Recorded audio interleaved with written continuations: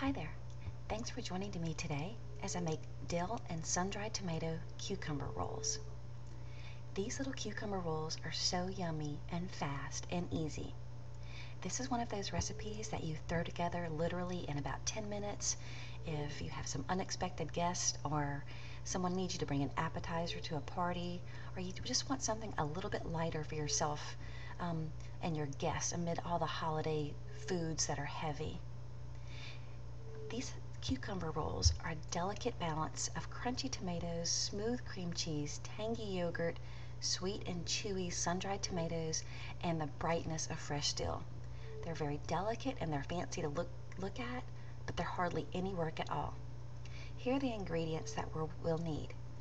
You can refer back to this or go to my blog for a list of ingredients. Let's get started. You want to slice your cucumbers very thinly. You can see here that you can actually see through the slices.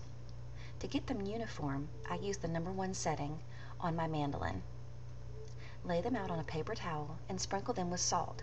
This will help us to extract some of the water out of them. In a small bowl, begin by adding the ingredients. Add the softened cream cheese, a spoonful of crumbled tomato basil feta cheese, a big spoon of non-fat Greek yogurt, the plain kind, a couple of tablespoons of sun-dried tomatoes cut into small strips, some chopped fresh dill. I'm going to season this with coarse salt and cracked black pepper and stir well to combine. That's it for the filling.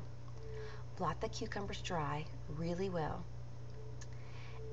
Add between a teaspoon and a tablespoon of filling. You have to kind of adjust this to how big the cucumbers were. Add a sprig of fresh dill. Then, starting on the thinner side, roll the cucumber around the filling. Secure the steam with a toothpick that's been broken in half, or you can go all the way through with them if you have a toothpick that's really fancy and you want to see both sides. Arrange the cucumbers, set them out, and watch them disappear. These are fabulous. I hope you'll enjoy this recipe, and I hope you'll come back and watch more. Thanks for listening. Bye-bye.